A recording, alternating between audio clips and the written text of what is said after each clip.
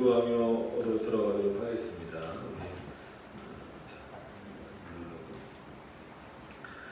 이제 2장이 끝났고요. 3장 이제 기도와 관련된 부분입니다. 이제 주기도문 해설의 내용이 핵심적으로 있어요. 그래서 예수님이 가르쳐 주신 기도죠. 근데 그것을 해설에 나가기 전에 기도에 관한 일반적인 내용들에 대해서 우리가 어떻게 기도를 한마디로 뭐 정의를 내린 것인가에 대한 문제를 지금 칼빈이 말하고 있는 부분입니다. 그래서 그 부분을 먼저 칼빈이 쓰면서 이제 중반 이후에 주기도문을 자세히 또 이제 해설하고 있습니다. 기도하시고 3장 내용을 이제 시작하도록 하겠습니다. 하나님 감사드립니다. 이 시간에 또 저희들 다시 모여 있습니다. 칼빈의 기독교 강요를 통하여서 우리들에게 또 알리시고자 하는 하나님의 뜻을 잘 깨달을 수 있게 하여 주시옵시고, 이제 오늘부터 기도와 관련된 내용들을 살펴볼 때에 주께서 도우시고 인도해 주셔서 하나님이 묻고 답하시는 그 내용들에 우리가 귀를 기울일 수 있도록 인도하여 주시옵소서. 예수님의 이름으로 기도드립니다. 네. 기도론 기도 이런 부분으로 해서 이제 주기도문 해설까지 나가게 됩니다. 기도에 대해서 정리해 놓은 내용들을 좀 한번 읽어보도록 하겠습니다. 이 기독교 강요는 이제 초판이라고 했는데 칼빈이 1536년부터 썼어요. 그래서 1536년 판이 이제 초판이고 그 중간중간에 계속 이제 여러 판들이 있습니다. 증거되는 판들이 있고 1559년이 이제 최종판이라고 하죠. 이제 마지막 판 해서 이제 그때는 이제 여러 권 해서 이만큼 이렇게 두꺼워집니다. 저희가 이제 살펴보는 내용은 제일 처음 썼던 1536년도에 썼던 기독교 강요입니다. 강요라고 표현해서 그렇지만 결국 인스티튜티오라고 했을 때는 어떤 개관, 어떤 핵심적인 그 정리의 내용 이런 것들을 의미하고 있습니다. 그래서 그런 생각을 가지시고 함께 보셨으면 좋겠습니다. 자, 기도 내용 들어가겠습니다. 1번부터 보시면 됩니다. A번의 1번입니다. 자, 지금까지 논의한 것을 통해 우리가 분명히 알 수 있는 것은 인간에게는 얼마나 모든 재화가 부족하고 결여되어 있다는 사실과 그에게는 아무 구원의 방편도 없다는 사실이다. 그는 어떤 방법으로든지 인간 스스로가 노력해서 구원에 이를 수 있는 길은 전혀 없다라는 겁니다. 그러니까 어떤 재화라는 표현을 써서 그렇지 어떤 재물이나 능력조차도 구원에 있어서는 필요 없고 그것이 충족될 수 있는 요건도 전혀 없다라고 하는 겁니다. 그래서 헌금을 많이 낸다든지 기도를 많이 한다든지 어떤 공로를 쌓는다라는 방식으로 얻어지는 게 아니다라고 하는 것을 계속해서 말하고 있는 겁니다. 이게 개혁신학의 핵심이기도 하고 칼빈이 쓰고 있는 기독교 강요의 핵심이기도 하고 또 우리가 보고 있는 성경의 핵심이기도 한다라고 하는 겁니다. 구원뿐만이 아니라 모든 부분에 있어서도 마찬가지지만 특히 구원에 있어서는 인간이 할 수 있는 것은 아무것도 단 한 가지도 없다라고 하는 것입니다. 그럼에도 불구하고 우리가 이렇게 나와서 예배드리고 하는 것은 구원받기 위해서가 아니라 구원받은 자로서 마땅히 하나님께 드려야 할 것을 드리는 삶으로서 드리는 것이지 이렇게 함으로 말미암아 구원을 얻는다라고 하는 것은 잘못된 것이다라고 하는 것을 칼빈이 말하고 있죠.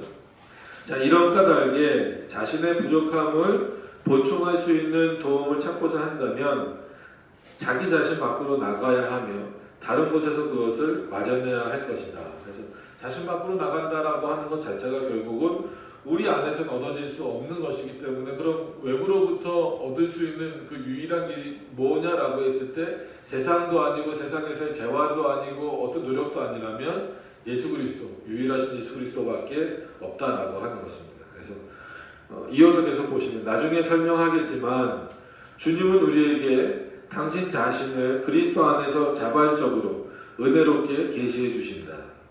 그죠? 그리스도 스스로가 우리에게 말씀해 주신다는 내가 누군지, 그리스도가 누구신지 그리스도 스스로가 계시해 주신다라고 하는 겁니다. 그래서 뭐 성경관을 다루는 시간은 아니지만 계시 얘기가 나왔으니까 말씀드리는 것처럼 성경은 하나님이 자기 자신을 알려주시는 내용이에요. 그래서 우리가 성경을 통하지 않고는 하나님을 알 수 있는 방법은 전혀 없습니다. 오직 성경을 통해서만 하나님을 알 수 있고 예수 그리스도도 알 수 있고 성령 하나님에 대해서도 알 수 있다라고 하는 것이고, 더 나아가서 인간인 우리조차도 하나님이 계시해 놓으신 성경을 통해서만이 분명하게 인간의 어떤 그 본질적인 모습, 본성적인 모습들이 드러난다라는 거예요. 그렇게 드러나는 모습을 통해서 볼 때 결국은 구원의 주체자가 되시는 예수 그리스도가 성경을 통해서 드러나게 되고, 구원받아야 되는 우리도 드러나야 되는데, 우리는 어떤 존재냐면 이미 타락한 존재, 뭐 타락하기 이전부터라도 하나님과 비교해 봤을 때는 부족한 존재, 결함이 있는, 결점이 있는 그런 존재다라고 하는 겁니다. 특히나 아담을 통해서 타락한 이후 모든 인간은 그리스도를 통하지 않고는 구원받을 수 없다라고 하는 겁니다. 그래서 모든 인간이 다 그리스도를 통해서 구원받을 수 없기 때문에 이미 창세전에 하나님이 정해놓으신 자들만, 택하신 자들만 구원에 이룰 수, 구원의 은혜를 받을 수 있다라고 하는 겁니다. 그래서 예수 그리스도는 늘 말씀드리지만 온 세상을 위해서 죽으신 것이 아니라 자신의 백성을 위해서 죽으셨다라고 하는 겁니다. 그런 내용들을 이제 성경에서 알려주고 계시다. 이게 그리스도를 알려주시는 거예요. 그러니까 성경을 보시면서 예수님의 키가 얼마인지, 뭐 몸무게가 얼마인지, 식성이 뭔지 이런 거는 전혀 나와 있지 않아요. 그가 어디 사시는지, 물론 뭐 지형적인 표현들이 나오긴 하지만 그것도 중요한 내용은 아닙니다. 핵심적인 것은 그가 왜 이 땅에 오셨는지, 그리고 그가 누구신지에 대해서 분명하게 알려주고 있다라고 하는 겁니다. 자, 계속 읽어나가면서 보시면 주님은 그리스도 안에서 우리의 권고함을 해결하시기 위해 모든 복락을 제공해 주시고 우리의 부족함을 채우시기 위해 부요함을 허락해 주신다. 주님은 그리스도 안에서 하늘의 보물 창고를 우리에게 열어주사 우리로 하여금 당신의 사랑하시는 아들을 온전한 믿음으로 바라보게 하시며 우리의 모든 기대를 그분에게만 걸게 하시고 우리의 모든 소망을 그에게만 두어 그분 안에서 안식을 누리게 하신다. 그러니까 우리가 영원한 소망과 안식과 위로를 얻어야 될 것은 하나님 자신, 그리고 그리스도 안에서만 얻을 수 있다라고 하는 겁니다. 그러니까 이 부분을 벗어나기 시작하면 결국은 아무리 하나님 앞에 있다 할지라도 그의 말씀으로부터 벗어나게 될 수밖에 없고 올바른 신앙을 소유하지 못하게 될 수밖에 없다라고 하는 겁니다. 자, 이러한 내용들은 세상의 논리로는 발견할 수 없다라고 하는 겁니다. 어떤 철학적인 내용이나 도덕적인 내용이나 윤리적인 내용으로서 하나님이 발견되지 않아요. 그리스도가 발견되지 않는다라는 겁니다. 그런 차원에서 성경은 마치 비밀처럼 있다라고 하는 거예요. 그러니까, 아는 자들에게는 결국 이 하나님의 말씀이 비밀이 되지 않죠. 끝까지 비밀이 되지는 않습니다. 그러나 세상은 결국은 이 아무리 성경이 주어졌다 할지라도 그들에게는 비밀로 남겨질 수밖에 없어요. 왜? 이런 내용들이 발견되지 않은 거예요. 아무리 그 사람들이 성경을 가지고 뭐 이렇게 판단하고 저렇게 판단한다 할지라도 하나님의 말씀이 발견되지 못하는 성경, 그리고 하나님의 말씀을 발견하지 못하는 자들에게 있어서는 여전히 그 성경은 그들에게 있어서만큼은 비밀로 감춰져 있을 수밖에 없다는 거예요.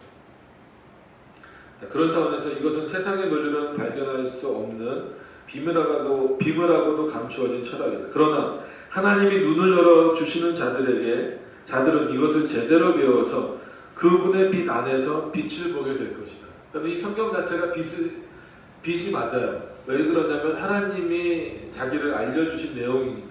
그럼 이 빛을 보기 위해서는 우리의 능력으로는 안 된다라는 거예요. 우리의 이성으로도 안 되고 우리의 능력으로도 안 되면 결국 뭐로서 되냐면 우리 안에서 역사하시는 성령 하나님의 조명하심, 우리의 눈을 열어주신다라고 하는 거예요. 여러분 눈 다 열렸잖아요. 보잖아요. 그럼에도 불구하고 바로 볼 수 있고 깨닫게 할 수 있는 유일한 길은 하나님께서 우리의 마음의 눈을 열어주시는 것이다. 영적인 눈을 열어주시는 거다. 그런 자들에게만 이 말씀이 빛으로서 보여지게 된다라고 하는 겁니다. 그러나 우리에게 무엇이 필요하든 우리에게 무엇이 부족하든 모든 것은 다 하나님께 있고 우리 주 예수 그리스도 안에 있다라고 하는 겁니다. 그죠? 그러니까 하나님을 떠나서는 살 수 없어요. 어느 존재도 마찬가지입니다. 구원받지 못할 자들도 하나님 안에 있는 건 사실이에요. 그러나 우리가 하나님 안에 있는 것과는 전혀 다른 방식인 거죠. 자, 아버지께서는 그리스도 안에 그의 인자하심이 충만하게 거하기를 원하셨고 우리 모두로 하여금 거기서 마치 지극히 풍성한 샘에서 마시듯 마시게 하셨지만 우리가 믿음으로 가르침을 받아 이러한 사실을 깨달은 후에 남은 일은 주님 안에 있다 우리가 배운 바 그대로 우리가 그것을 주님께 구하고 주님께 기도로 간구하는 일이다.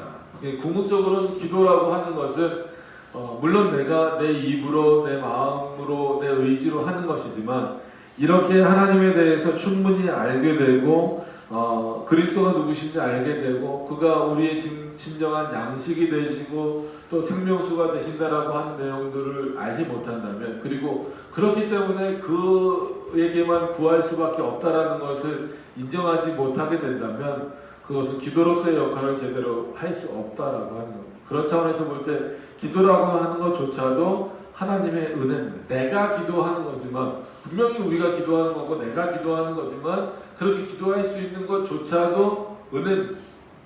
아무나 기도할 수 있는 게 아니에요. 하나님의 은혜가 없이는 기도하는 것조차도 불가능하다라고 하는 것.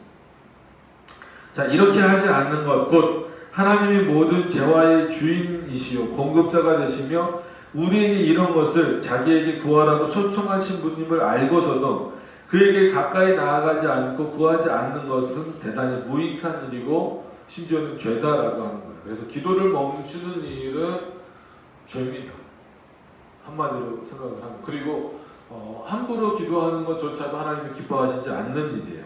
그러니까 여기서 재화라고 했을 때는 눈에 보이는 것만 생각하시면 안 되고 우리에게 생각할 수 있는 능력, 말할 수 있는 능력, 볼 수 있는 능력 이런 능력들을 허락해 주신 분이 누구냐면 하나님이시다라는 거예요. 하나님이 허락해 주셨고 우리가 그거를 사용하는 데 있어서 사용한다라고 해서 그것이 내가 하는 것이 되고 내가 주체가 되고 내 것이다라고 생각하면 안 된다는 거예요. 그 모든 것의 주인은 하나님이시다라는 것을 인정해야 되고 그것을 인정했다면 기도하지 않을 수 없다라는 거예요. 오늘 이 표현은 이렇게 그러니까 그 모든 재화의 주인이시오 공급자가 되시며 우리에게 하나님 자신에게 구하라고 초청하는 분임을 알고 있다면 그런 사람은 기도하지 않을 수 없다라는 의미입니다. 그에게 가까이 그러면서도 그에게 가까이 나아가지도 않고 구하지도 않는 자들은 없다라는 거예요. 어떤 의미에서도. 자, 만약에 이런 사람이 있다면 이것은 마치 어떤 사람이 땅 속에 보물이 묻혀 있다, 감춰져 있다 가르쳐 주어도 이것을 무시하고 무시하는 것과 마찬가지다라는 거예요. 만약에 여러분들이 집을 짓기 위해서 어떤 땅을 샀어요. 근데 그 땅 속에 금은보화가 막 있다고 생각을 해보세요. 그것을 발견을 했어요. 근데 그거 덮어두고 그냥 그 위에 집 지을 사람 몇 명이나 있습니까? 아무도 없죠. 그리고 만약 그렇게 집을 지으면 그 사람은 뭐 좀 표현이 좀 바보죠. 그거를 캐내야 될 거 아닙니까?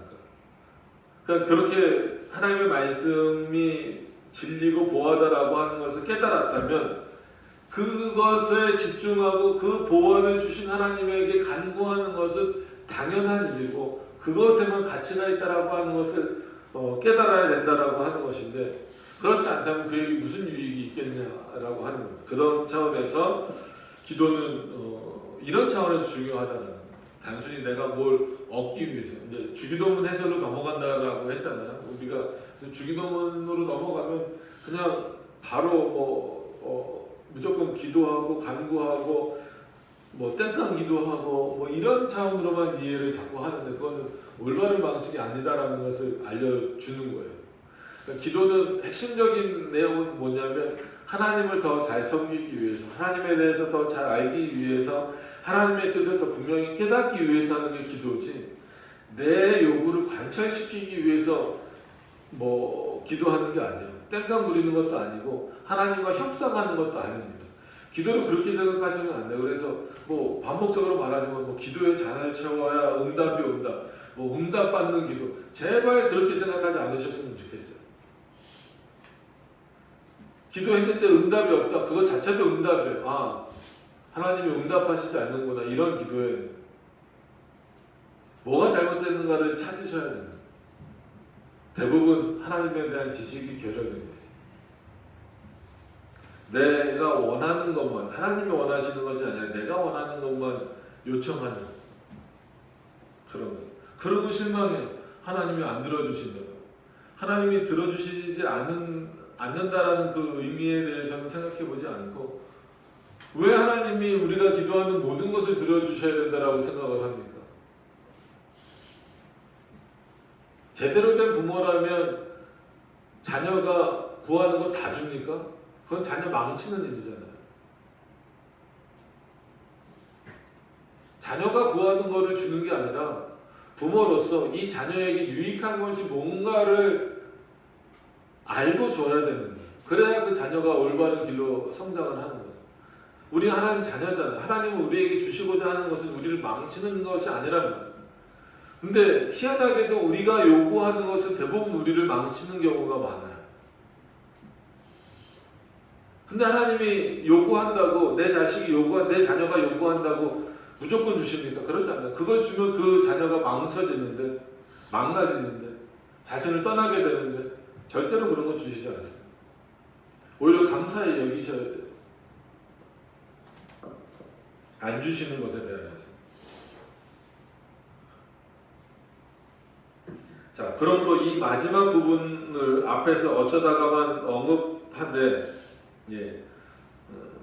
옛날 채로 좀 해석을 하셔서 이렇습니다.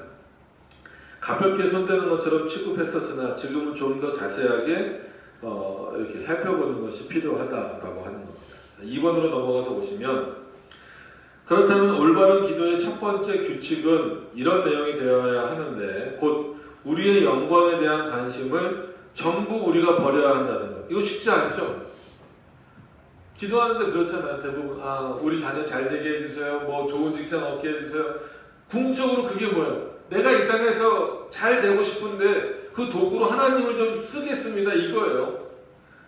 그래요. 내가 하나님 앞에 예배도 드리고 헌금도 드리고 뭐 열심히 전도도 하고 했으니까 그러면 하나님도 나에게 뭘 해주셔야죠. 마치 정당한 것을 요구하듯이 하는 거예요. 내가 이렇게 했으니까 나도 잘 되게 해주시고 내 자녀도 잘 되게 해주시고, 물론 하나님이 자신의 백성을 잘못되게 하시는 분은 아닌데 하나님이 우리에게 뭘 주시고자 하는 것에 대해서 관심이 없고 그냥 그것만 잘 되기를 원하는 거예요. 그래서 간증이 상당히 위험하다라는 말씀을 여러 번 드립니다. 전혀 필요 없다라는 건 아니지만 뭐 돈이 필요해서 기도했더니 누가 돈을 주고 갔더라. 그런 얘기 들으면 사람들은 그게 진리입니까? 아니잖아. 그거는 어떤 그런 특별한 상황에서 일어날 수 있는 일이에요. 그러면 그 얘기 듣고 나도 돈이 필요한데, 요즘에 돈 안 필요한 사람 어디 있어요? 특히나 요즘에 경제가 이렇게 어려워졌는데 다 필요하죠. 아마 여기 계신 모든 분들 저 포함해서 다 필요할 거예요. 그러면은 다 하나님께 그냥 무조건 기도하면 하나님이 뭐 하늘에서 돈덩어리 내려주십니까? 안 내려주면 왜 내 기도는 안 들어주냐고, 얼마나 더 기도해야 되냐고 단번에 이렇게 나와요. 이게 얼마나 하나님 앞에 그 하나님을 모르는 거예요. 기도는 절대 그런 게 아닙니다. 첫 번째가 뭐라고요? 우리 영광에 대한 관심 전부 버려야 된다. 하나님, 제가 이런 일을 통해서 제가 높아져서 이렇게 영광을 받고 싶습니다 라고 하는 기도를 해보세요. 하나님 절대 들어주시지 않습니다. 만약 그렇게 된다면 그건 저주입니다. 저주.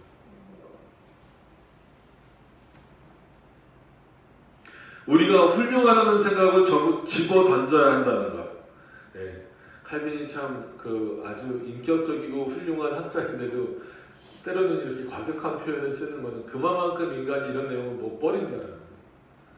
이때 기독교를 썼을 때 그 두 대상이 로마 카톨릭, 가장 공로 사상에 빠져 있었던 로마 카톨릭과 또 하나는 가장 경건하다라고 여겨지는 제세례파들이었어요. 근데 결국은 공로 사상에서 못 벗어납니다. 그렇기 때문에 이렇게 좀 강하게 표현을 하는 거예요. 지금도 마찬가지예요. 우리가 훌륭하다. 내가 저 사람보다 낫지. 내가 쟤보다는 낫지. 라는 판단. 스스로 집어 던져야 돼. 하나님 앞에서 난 사람이 어디 있어요?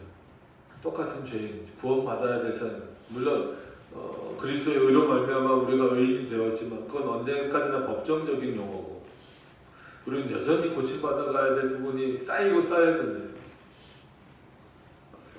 그리고 우리 자신에 대한 신뢰를 완전히 떠나야 된다. 내가 뭘 할 수 있다. 이런 거죠. 하나님, 내가 요 정도까지는 뭐 여기서부터 여기를 가야 된다라고 하면 하나님, 내가 요 정도까지는 갈 수 있는데 요만큼은 내 능력이 아닌 것 같은데 요만큼만 도와주시면 됩니다. 이런 경우는 상당히 많아요. 굉장한 교만입니다. 허상이에요. 그럴 수 없어요. 우리는 단 하나도 못해요. 그래서 늘 예를 들어드리는 게 뭐예요? 걸어간다. 여기 이제 뭐 교회 오실 때 뭐 지하철을 타고 오신 분도 있고 걸어오신 분도 있고 진짜 여기 위에서 내려오신 분들도 있는데 걷는다. 여러분, 인간이 걷기 위해서 필요한 건 뭐 있습니까? 걸을 만한 능력이 나에게 있다라고 가능한가요? 절대 불가능해요. 이거는 초등학교 아이들에게 물어봐도 알아요. 걸으려면 최소 뭐가 있어야 됩니까? 땅이 있어야죠. 땅.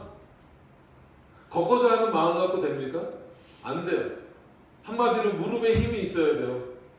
의지 갖고 안 된다라는 거예요. 마음 갖고 안 된다라는 거예요. 걸을 만한 능력이 있어야 되고 걸을 만한 땅이 있어야 되는 거예요. 그럼 공기도 있어야 되고, 그럼 공기는 어디로부터 주어지는 거예요? 내 의지로 주어집니까? 땅이 여러분 의지로 주어져요? 달이 힘이 여러분들 능력으로 주어집니까? 안 주어져요. 젊으니까? 난 아직 괜찮으니까? 그럼 걷는 거 하나도 내 능력으로 안 돼요. 본다라는 것도 마찬가지입니다. 여러분이 뭘 볼 수 있어요? 여러분 뭐 하나 제대로 볼 수 있어요? 아무것도 못 봐요. 여러분 제 손 깨끗하죠? 깨끗하게만 보이지만 이 손이 정말 깨끗합니까? 현미경 드러내놓고 보세요. 이 안에 얼마나 많은 미생물들이 많은지.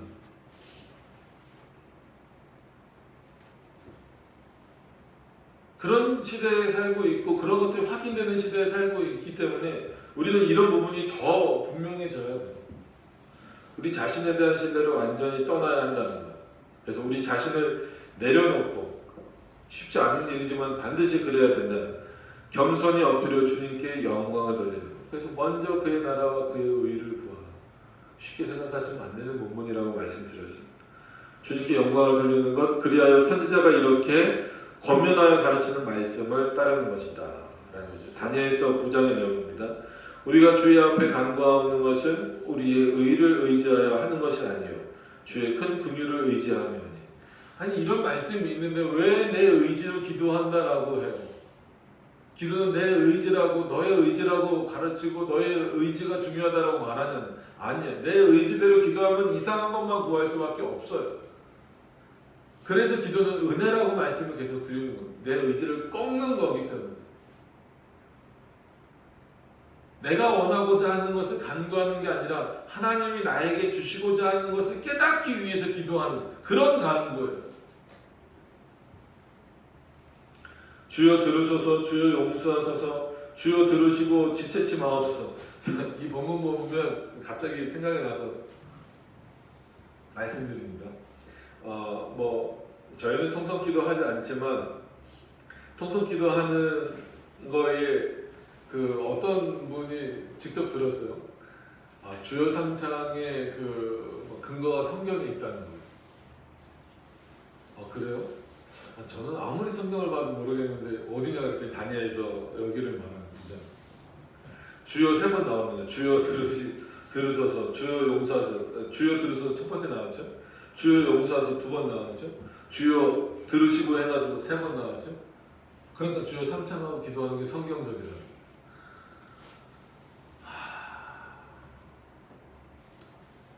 그래서 제가 그분한테 그랬어요. 9장 전체를 읽어보면 9번 나온 거예요. 주여가 9번 나와요. 그럼 주여 9창을 해야 성경이 그런 논리로 따르는 거예요. 그런 게 알레고리카라고, 그게 정말 이게 그런 의미입니까? 주여 3번 했다고? 정말 그렇게 성경을 좀 안 봤으면 좋겠어요. 그게 중요한 게 아니죠. 들으소서 용서해 주소서. 그 핵심적인 내용이 뭐예요? 나의 하나님이여 주 자신을 위하여 하옵소서. 이게 핵심이에요. 나를 위해서 하지 마시고 내가 기도합니다. 지금 내가 하나님 앞에 기도하는데 나를 위해서 일하시는 것이 아니라 하나님 자신을 위해서 일해 주십시오. 저는 거기에 순종하고 따라가겠습니다.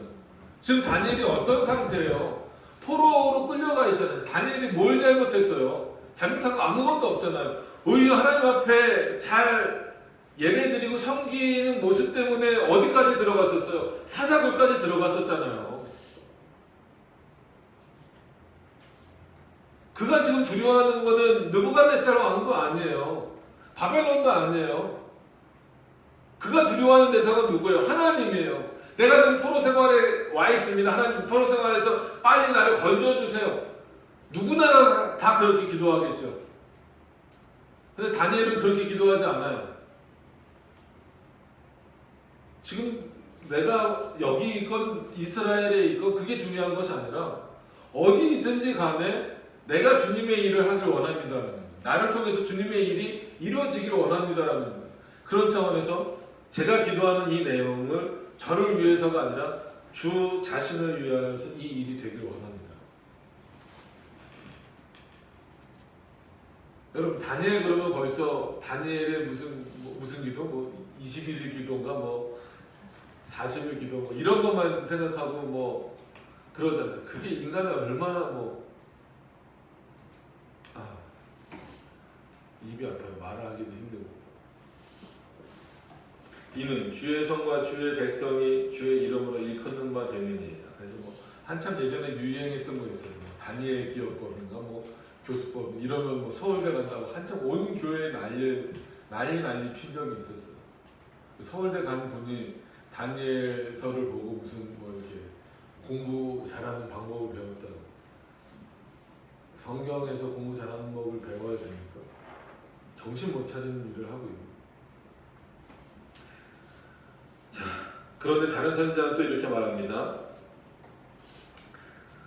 하오나 고난을 크게 받아 슬퍼하는 영혼, 몸을 굽히고 힘없이 다니는 자, 눈이 침침해진 자, 그리고 굶주린 영혼은 당신의 영광과 의를 찬양할 것이라. 우리가 우리 조상과 우리 왕들의 의로운 행위요 의지하여 당신의 면전에서 우리에게 긍휼을 베푸어 주십사 구하지 않나이다. 주 우리 하나님이여. 하오나 당신은 자비하오니 우리를 불쌍히 여겨주셔서 우리가 당신 앞에 범죄하였나이다. 이거는 저기예요. 정경은 아니죠. 정경은 아닌데 칼빈이 그 내용을 뒷받침하기 위해서 이제 가지고 온 내용입니다. 이런 것 때문에 조금 많이 논란이 되죠. 칼빈이 왜 그 정경이 아닌 외경을 들어서 했느냐라고 했지만 어떤 이런 그 논리를 근거로 뒷받침하기 위해서 가져온 거기 때문에 칼빈이 이거를 성경으로 인정했다라고 생각하시면 안 된다라고 하는 이 부분은 그 맞는 논리를 얻었기 때문에 찾아오는 방식입니다. 자, 그 밑에 보시면 올바른 기도의 두 번째 규칙은 이렇게 되어야 한다라는 거예요. 그러면서 우리가 우리 자신의 부족함을 진정으로 자각해야 한다는 것. 우리 자신의 부족함이 우리는 전적으로 타락했다는, 완전히 부족하다는, 하나님을 찾기에 하나님이 찾아오시지 않으면 안 된다는, 우리가 하나님을 찾아갈 수 있는 길은 전혀 없어요. 하나님이 우리를 찾아오셨기 때문에 우리가 마치 하나님을 찾아가는 것처럼 보이는 거예요. 오늘도 우리가 예배드리러 온 것은 우리가 나온 것이지만 그런 차원에서 우리가 나왔다라고 말하면 안 된다라고 계속 말씀드리는 이유는 하나님이 우리의 마음을 움직여 주셨기 때문에 우리가 나온 거지, 우리가 나왔다라고 해서 우리가 주체가 돼서는 안 된다는 거예요. 여전히 우리가 이 시간에 나온 것조차도 하나님이 우리에게 가까이 오시는 거다라는 거예요. 그런 차원에서 우리의 부족함을 온전히 전적으로 타락했다라고 하는 것. 그래서 우리가 반석 튤립 교회잖아요. 튤립의 그 처음 의미가 토탈 디프레비트에서 전적 타락입니다. 꽃 이름이 아니라 칼빈의 5대 교리의 앞글자 캐피탈 레더라고 그러죠. 제일 앞글자를 따서 만든 게 튤립이 되는 겁니다. 자, 우리가 하나님께 우리 자신과 우리 유익을 위하여 구하는 것을 꼭 필요로 한다는 사실을 진지하게 생각한다는 것. 그러한 것을 구하되 오직 하나님께 구해야만 한다는 것이다. 이는 만약 우리가 다른 생각과 마음을 품는다면 우리 기도는 가식적이고 불순한 기도가 될 것이다. 이 판단은 하나님이 하시는 거예요. 우리는 잘 몰라요. 앞에 서서 뭐 대표 기도를 하든 각자 기도를 하든 우리가 남의 기도를 판단하기는 쉽지 않습니다. 아주 이상한 말을 하기 이전에. 그래서 제가 예전에 그 부교육자로 있던 교회에서 신천지를 12명 내쫓았다고 그랬잖아요. 걔네들 하는 기도가 이상한 거예요. 그래갖고 거기서 잡아냈어요. 그렇게 우리 보통 예수님의 이름으로 기도하며 그러고 마시잖아요. 그러니까 예수님의 이름으로 예수님과 성령님의 이름으로 기도하며 이러는 거예요. 왜 그렇게 기도를 하냐? 그랬더니 자기는 그렇게 예전부터 그렇게 했다는 거예요. 그래서 너가 말하는 성령이 혹시 이만이냐? 내가 그랬죠. 그랬더니 바로 그렇게 대답은 안 하는데 그럼 성경에서도 그렇고 역사적으로도 그렇고 우리가 성령 하나님을 하나님으로 인정하지 않는 건 아니지만 예수님의 이름으로 기도한다라고 하는 것은 중보자 개념에서 그렇게 기도하는 건데 어느 누구도 그렇게 예수님과 성령의 이름으로 기도합니다라고 한 적이 없는데 어떤 근거로 그렇게 한 거냐라고 이제 여러 번 한번 신문 아닌 신문을 했죠. 거기서 그런 데서 드러나는 거예요. 근데 그렇게 눈에 보이게 드러나서 걸러지는 것 이외에는 진짜 그냥 뭐 한마디로 성도들이 기도하는 것을 제가 어떻게 판단할 수는 없죠. 그러나 분명히 하나님은 아시는 거예요. 그 내용이 가식적이고 불순한 기도가 될 수 있다. 만약 우리가 다른 생각과 마음을 품는다면 모르죠. 이거는 어떻게 알아요? 아마 자기 자신은 알 수 있어요. 내 자신은 분명히 알 수 있어도 다른 사람은 잘 몰라요. 그래서 저 사람은 기도 잘하네 뭐하네 이렇게 함부로 말씀하시면 안 돼요. 그거는 겸손이 아니에요. 모세랑 똑같은 거예요. 저는 뭐 기도 잘 못해요. 그건 겸손이 아닙니다. 부끄러워 하셔야 돼요. 모세가 하나님이 불렀을 때 뭐라고 저는 말 잘 못합니다. 네가 말하는 게 아니라고 그러시잖아요. 너가 말하냐? 내가 말할 거 다 알려줄 건데. 모세가 계속 징징거리니까 누구 붙여줘요? 아론까지 붙여주시잖아요. 이제 됐냐? 너가 말하는 거 아니라고. 내가 말하는 말 그대로 하면 된다고. 그거는 모세가 겸손한 게 아닙니다. 부족하고 연약하고 어떤 면에서 보면 교만입니다. 마찬가지예요. 기도 못하면 저는 기도 못해. 이건 겸손이에요. 겸손이 아니라 어떤 면에서 보면 교만이에요. 교만. 정말 기도 못한다면 하나님 앞에 회개하셔야 돼요. 그걸 하나님 앞에 간구하셔야 돼요. 화려한 미사옥으로서의 기도가 아니라 기도 못하면 안 돼요. 그리스도인들이 당연히 기도해야 돼요. 반드시 기도해야 돼요. 기도 멈추면 안 돼요. 근데 어떻게 기도 못한다는 얘기를 해요? 난 저 사람처럼 기도 못해요. 어떻게 그런 표현을 합니까? 왜 그 사람처럼 기도를 해야 돼요? 하나님 앞에 올바른 기도를 해야지. 누구처럼 기도해야 됩니까? 아니에요. 그런 차원에서 기도하기 위해서 하나님이 우리 마음에 역사해 주셔야 되고 동시에 하나님 아는 지식이 우리 안에 풍성해져야 됩니다. 저도 칼빈의 기도문을 보면 부러워요. 나도 저렇게 기도하고 싶다. 근데 그 마음은 칼빈이 부러워서가 아니라 그 기도의 내용이 어떻기 때문에 정말 하나님의 영광만 드러내는 내용이기 때문에 저렇게 기도하고 싶다. 저런 내용으로 저렇게 하나님만을 영광스럽게 해드리는 내용으로 기도하고 싶다라는 거지. 저 사람처럼 기도하고 싶다라는 것과는 전혀 다릅니다. 예컨대 누가 죄 용서를 하나님께 구하면서 자기 자신이 죄인이라는 사실을 확실하고도 진지하게 생각하지 않는다면 그는 자기의 외식을 통해 하나님을 조롱하는 일밖에 하지 않는 셈이 된다. 이렇게 표현하잖아요. 칼빈. 자기가 죄인이라는 것을 분명하게 인정하지 못한다면 그건 외식이고 심지어 더 나가서 하나님을 조롱하는 것이다. 그럼 기도는 은혜의 또 하나의 방편입니다. 근데 함부로 사용하고 잘못 사용하면 기도는 하나님을 조롱하는 내용이 될 수도 있고 도구가 될 수도 있고 외식의 도구가 될 수도 있고 내 교만을 표출해내는 도구가 될 수도 있어요. 조심하셔야 됩니다. 그렇기 때문에 함부로 해서는 안 돼요. 안 해야 돼서도 안 되지만 반드시 해야 되지만 함부로 해서도 안 되는 게 기도입니다. 그러니까 아까 말씀드린 것처럼 무슨 기도회장을 채우라 그러고 뭐 걸어놓고 기도하고 제발 그러지 않으셨으면 좋겠어요. 그리고 땡깡 기도란 말 절대 하지 마세요. 왜 땡깡을 부려요? 하나님 앞에. 전능하신 하나님 앞에. 어디서 감히. 자, 그리고 우리는 간구하는 모든 것을 오직 하나님의 영광만을 위하여 간구하되. 이러기 싫어요, 사람들이. 저도 때로는 잘 못 그래요. 사람들이 잘 안 그래요. 당장 눈앞에 있는 거 해결하기를 구하는 거죠. 근데 그것이 하나님께 영광이 되느냐 안 되느냐. 간절한 마음으로 열심과 정성을 다하여 간구해요. 이건 당연한 겁니다. 대충 기도하시면 안 돼요. 정말 진심을 다해. 예수님이 땀방울이 핏방울이 될 정도까지 기도하셨다고 그랬잖아요.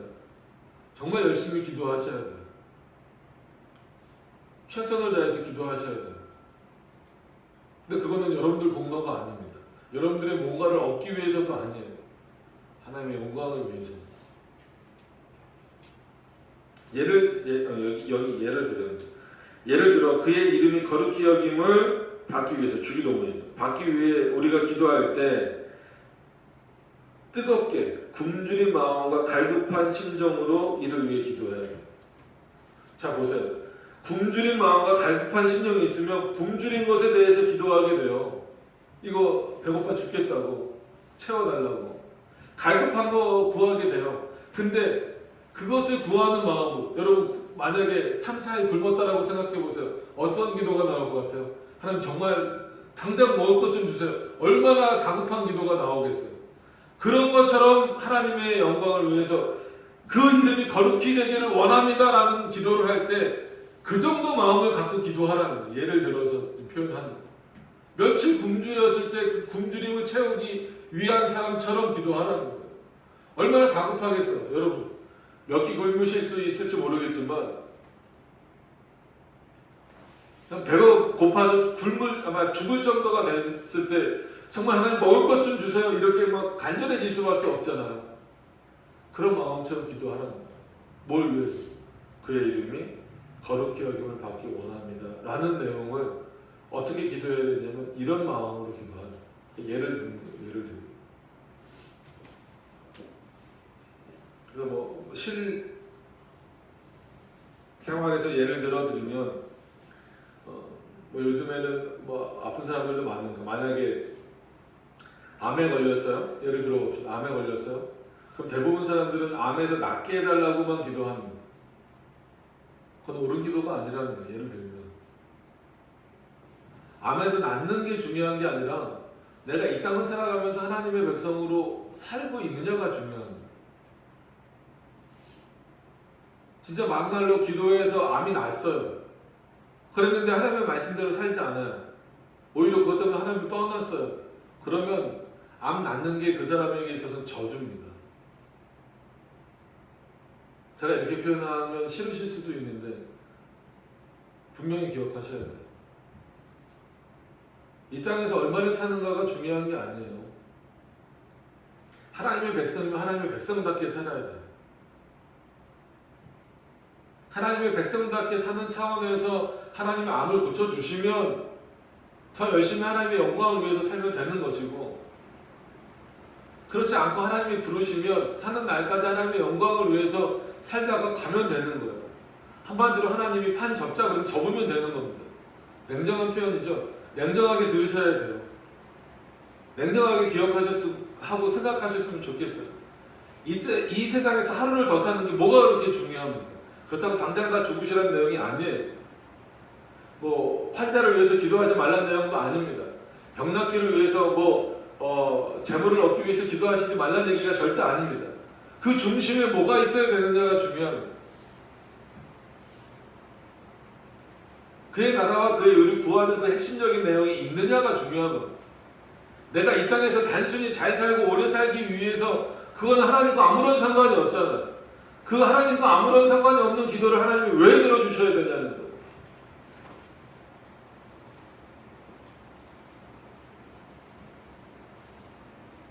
나중에 원망하면 그건 결국 한 조롱하는 게 되어버리는 거예요. 그래서 뜨겁게 굶주린 마음과 갈급한 심정으로 이를 위해, 즉 그의 이름이 거룩히 여김을 받기 위해 기도해야 된다는 것입니다. 110페이지로 넘어가셔서, 그러므로 우리가 우리 자신이 죄의 짐에 눌려 고생하고 있음을 깨닫고 있다면, 이 깨닫는 것도 엄청난 은혜죠. 내가 죄인이다라는 것을 깨닫는 것, 죄에 눌려있다라고 깨닫는 것 자체가 은혜입니다. 우리 자신을 볼 때 하나님께 은혜를 받을 만한 것이 우리에게는 아무것도 없음을 알아야 된다는 거예요. 이걸 불안히 여기시면 안 돼요. 나는 은혜 받을 게 아무것도 없어. 반대로 난 이 정도 했으니까 이거는 은혜 받을 거야. 이 정도 했으니까 이거는 은혜 받을 거야. 이게 문제라는, 나에게는 은혜 받을 것이 아무것도 없습니다라고 말하는 게 정상이에요. 그게 지극히 정상적이에요. 근데 거꾸로 가르치잖아요. 은혜 받을 만한 짓을 하라고. 은혜 받을 만한 일을 하라고. 그래야 은혜를 주신다고. 하나님이 은혜를 주시려고 이렇게 준비하고 계신데 너가 은혜 받을 일을 안 했기 때문에 하나님이 안 주신다는 거예요. 왜 하나님은 그런 하나님으로 만들어요? 그건 능력 없는 하나님이에요. 하나님은 자신이 주시고자 하실 때는 변화시켜서라도 주시잖아요. 모세가 훌륭해서 하나님이 쓰셨습니까? 다윗이 훌륭해서 하나님이 쓰셨습니까? 처음에 다윗과 처음에 모세와 처음에 바울의 모습을 보세요. 하나님이 쓰실 만한 조건이 아무거나 있었어요? 단 하나라도 있었어요? 아무것도 없었어요. 그가 요건이 충족됐기 때문에 하나님이 쓰셨습니까? 아니잖아요. 하나님이 그를 만드셨잖아요. 필요 충족하게 만드셨잖아요. 그리고 나서 쓰셨잖아요. 쓰임받는 데 있어서 바울이 한 건 아무것도 없어요. 모세가 쓰임받는 데 있어서 모세가 한 일은 아무것도 없어요. 마찬가지예요. 우리가 하나님 앞에 나오는 것은, 그리고 우리가 은혜를 받는 것은 우리에게 은혜 받을 만한 조건이 아무것도 없어요. 하나님은 그렇게 만들어 주시는 거예요. 화를 내는 게 아닙니다. 워낙 이런 거에 오염이 돼 있어서 성경을 보면서도 구원받을 만한 조건이 돼야 된다. 구원받을 만한 조건이 어디 있습니까? 인간에게는 없다니까. 인간의 노력 50%, 그리스도의 은혜 50%. 그러니까 천주교가 이단이라는 거예요.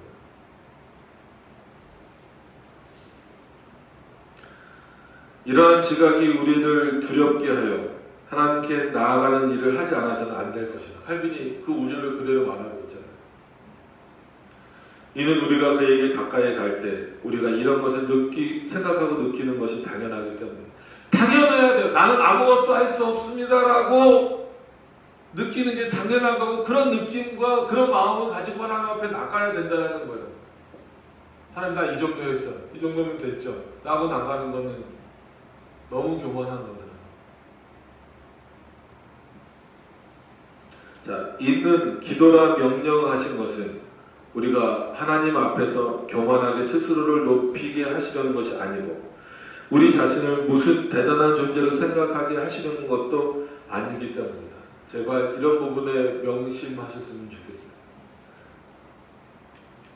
뭐 기도의 용사,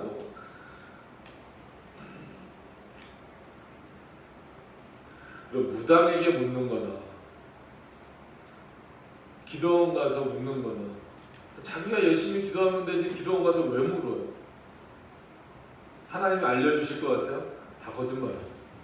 그렇게 알려주시지 않아요. 하나님. 절대로 그런 하나님이 아니에요. 우리는 도리어 기도를 통해서 우리 자신이 처한 어려움을 토로하고 주님께 울부짖어야 합니다. 그래요. 그래야 돼요. 근데 그 핵심이 뭐여야 돼요? 거기서만 벗어나고자 하는 게 돼서는 안 된다는 겁니다.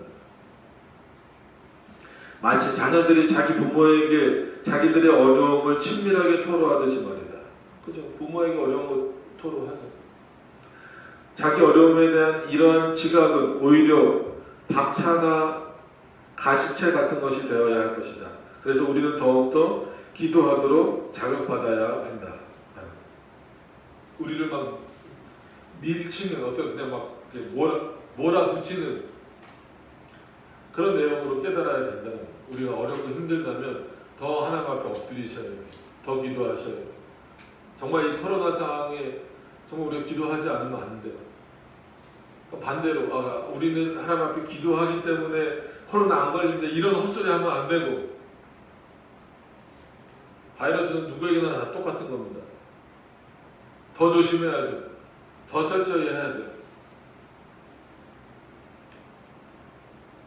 되는 예배드리면 방역 수칙 더 철저히 하고, 더 분명히 하고, 더 확실히 해야 돼요.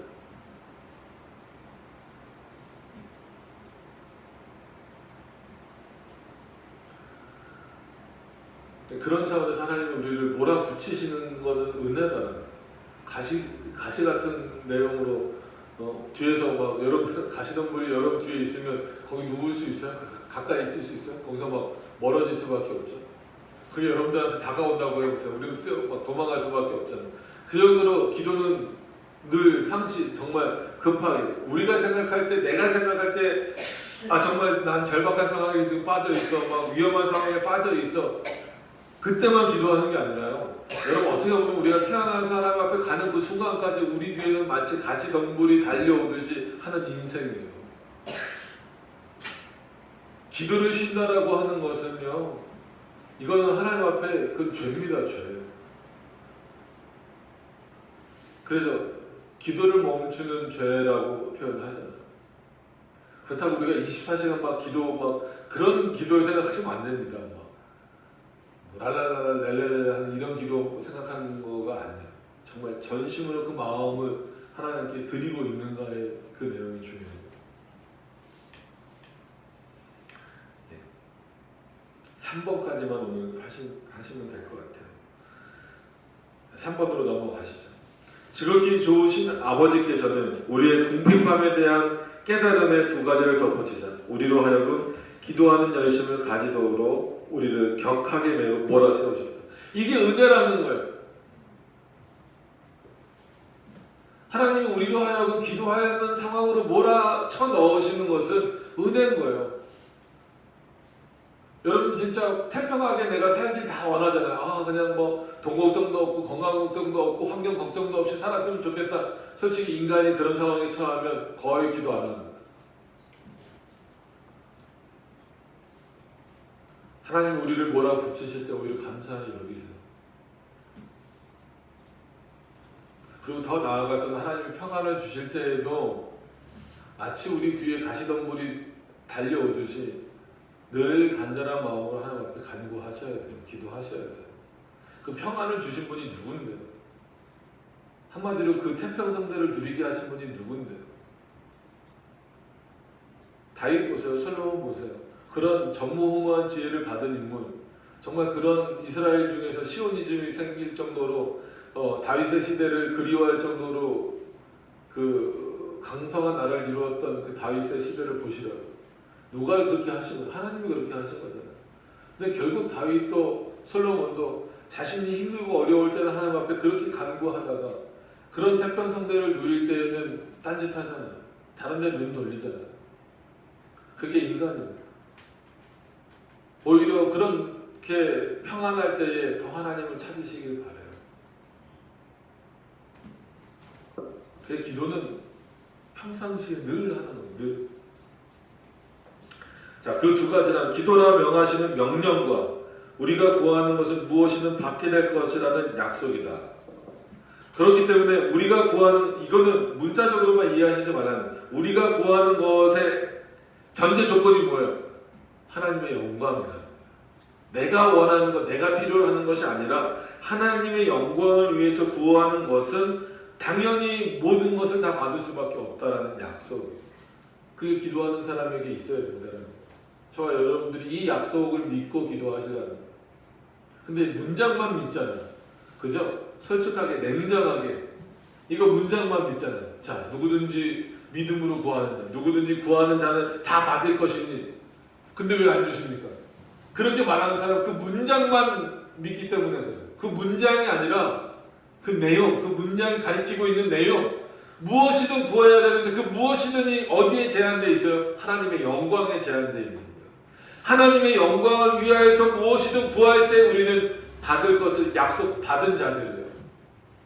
그게 우리 기도의 핵심이어야 됩니다. 칼빈이 지금 그걸 말하고 있는 거예요. 성경의 다른 내용을 말하는 게 아니에요. 그래서 5절에 설교할 때도 말씀드린 것처럼 이런 차원에서 우리는 칼빈이라고 하는 사람을 따라가는 게 아니라 칼빈을 통해서 정리된 개혁신학이라고 하는 리포먼드 테올로기라고 하는 그 신학의 내용을 따라가는 거예요. 그게 가장 성경적이다라고 성경을 가장 잘 해석한 것이다라고 믿기 때문에 이 내용을 받고 따라가서 오후에 직접적으로 칼빈의 글을 보고 읽는 겁니다. 자, 넘어가서 보시면 명령을 우리는 누차 반복하여 받고 있다. 구하라, 내게로 와라, 나를 찾으라, 내게로 돌아오라, 환난 날에 나를 부르라 등 또 다른 여러 곳에서 십계명의 세 번째 계명처럼 주의 이름을 망령되이 일컫지 말라는 식으로 금지 형태의 명령을 우리에게 하신다. 자, 하나님의 명령, 하나님의 이름을 망령되이 일컫지 말라라고 하는 것은 부정적인 의미로 보여지지만 그 내용은 뭐예요? 기도 제대로 하라는 거죠. 아예 기도 안 하는 사람은 망령되이 여기지도 않아요. 뭔가 입을 열어서 말을 하기 때문에 잘못 말하면 뭐가 된다는 거예요? 하나님의 이름을 망령되이 여길 수 있으니까 그렇게 되지 않기 위해서 애쓰라는 거죠. 기도하지 말라는 얘기가 아니라는 거예요. 여기서 지금 칼빈이 그렇게 말하고 있는 거예요. 자, 주의 이름을 망령되이 일컫지 말라는 이 금지 명령과 함께 우리가 무슨 능력이나 은총이나 111장입니다. 도우심이나 보호하심을 주님께 구하고 기대하는 가운데 주님께 모든 영광을 돌림으로써 주님을 영화롭게 하라는 명령이 우리에게 주어진 것이다. 잘 기억하셔야 됩니다. 평생. 자, 그러므로 무슨 어려움이 우리를 압박할 때 우리가 그에게로 피하여 가지 않으면, 그를 찾고 그의 도우심을 간구하지 않으면 이는 우리가 이방신을 섬기는 것이나 우상을 만드는 것과 다름없이 그의 진노를 자초하게 된다. 이런 구절을 읽을 때마다 좀 표현이 그렇지만 등골이 좀 오싹하셔야 돼요. 정신 차리고 살아야 돼요. 그리스도인답게 산다는 것이 뭘까? 솔직한 얘기로 어려움이나 어떤 압박이 있을 때 우리는 세상에서의 해결책을 찾으려고 하는 경우가 많아요. 하나님께로 피하려고 하지 않고 그의 도우심을 간구하지 않으려고 하는 경우가 많아요. 그거는 뭐랑 똑같냐면 이방신을 섬기거나 우상을 만들어내서 이것이 나를 지켜주는 신이다라고 만드는 것과 똑같다는, 그것은 결국 하나님의 진노를 자초하는 거예요. 특히나 구약 백성들이 하나님의 진노를 자초하는 행동들이 뭐예요? 우상을 만들어내는 거예요.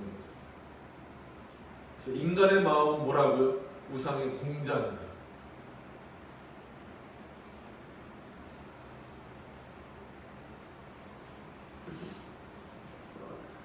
그렇게 되지 않기를 애쓰셔야 됩니다. 간구하셔야 됩니다. 자, 정말이지 그의 명령을 멸시하는 것은 전부 그의 뜻을 멸시하는 셈이 된다. 반면 그를 부르고 구하고 찬송하는 자들은 큰 위로를 누리게 되는데, 이는 그를 기쁘시게 할 것이 무엇인지, 그의 뜻을 받드는 길이 무엇인지를 그들이 알기 때문이다. 정말 안다면 이럴 수밖에 없어요. 칼빈도 삶을 보면 힘들잖아요. 어렵잖아요. 그럼에도 불구하고 이가 이럴 수 있었던 것. 그리고 바울도 우리가 너무나 잘 아는 표현이지만 항상 기뻐하라, 쉬지 말고 기도하라, 범사에 감사하라. 그거 어디서 썼다 그랬어요? 옥에서 썼다 그랬어요. 감옥에서 썼잖아요. 여러분들이 예수 그리스도를 증거하다가 바울이 무슨 잘못이 있었어요? 예수 그리스도 전하는 것밖에 없잖아요. 감옥에 갇혔어요. 그런데 거기서 바깥에 오히려 자유롭게, 육신적으로 바울은 지금 몸에 옥에 갇혀 있어요. 자유롭지 못해요. 그죠? 그러나 밖에 있는 사람들은 어찌됐건 간에 자유롭게 돌아다닐 수 있어요. 자기 마음대로 다니고 먹을 수도 있고 다 해요. 근데 오히려 옥에 갇혀 있는 바울이 밖에서 자유로움을 누리고 있는 사람들에게 뭐라고 써서 편지를 보내는 거예요? 항상 기뻐하라. 바울의 처지가 기뻐할 처지예요, 지금? 쉬지 말고 기도하라. 거기서 기도가 나오겠어요? 범사에 감사하라. 옥에 갇혀 있는데. 감사가 나옵니까? 원망이 나오는 게 정상이죠. 근데 바울이 그렇게 말할 수 있었던 이유는 뭐예요? 그의 나라와 그의 의를 알기 때문에 그래요. 그리스도가 누구신지 알기 때문에 그래요. 육신이 제한되는 것에 대하여서 그는 이미 자유를 누리고 있는 거예요. 우리가 바울을 본받자라는 것을 많이 얘기하죠. 근데 바울의 어떤 능력이나 보여지는 이런 것들을 본받으려고 하는데 그거보다 핵심적으로 그가 옥에서도 그렇게 표현할 수 있었던 그 신앙을 본받고자 하는 사람들은 별로 없다는 거예요. 그게 참 안타까운 거죠. 어떤 환경과 상관없이 여러분 하나님만으로 기뻐하실 수 있습니까? 쉬지 않고 기도하실 수 있습니까?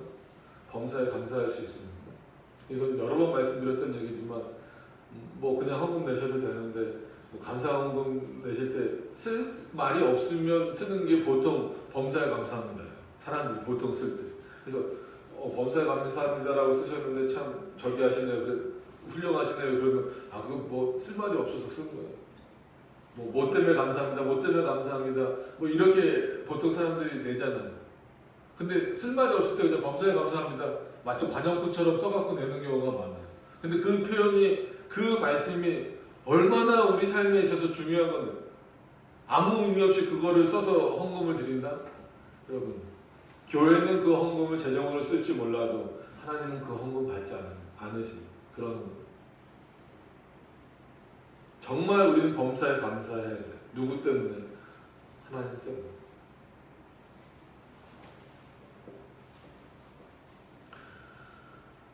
자, 이는 그를 기쁘시게 할 일이 무엇이니 그의 뜻을 받드는 길이 무엇인지 읽었죠. 알기 때문에.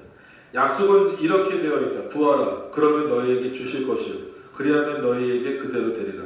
내가 너희 기도를 들을 것이며 내가 너를 건지리니 내가 너희를 쉬게 하리라. 내가 너를 위로하리라. 내가 너희를 풍족히 먹이리라. 너희가 부끄러움을 당치 아니하리라. 여러분 감사하셔야 돼요. 얼마나 이 약속을 통하여서 위로의 내용을 우리에게 주셨어요. 기도하면은 이런 약속대로 사는 거예요. 그런 차원에서 일용할 양식도 주시는 거예요. 이 약속을 버리시면 안 됩니다. 굳건히 붙잡으셔야 돼요. 그러나 이게 단순히 내가 원하는 것을 얻고자 하는 차원에서 이걸 주시겠다라는 게 아니죠. 하나님이 약속하신 내용들을 이런 것들을 통하여서 정말 뭐 일용할 양식을 주시는 것을 통하여서도 뭘 알게 하시는 거예요? 하나님이 누구신가를 알게 하시는 거예요. 그런 차원에서 우리가 구하는 것을 주시는 거예요. 그렇기 때문에 우리가 구하는 것이지만 그것은 결국 누가 주시고자 하는 거예요? 하나님이 주시고자 하는 거예요. 그걸 약속으로 우리에게 말씀하시는 거예요.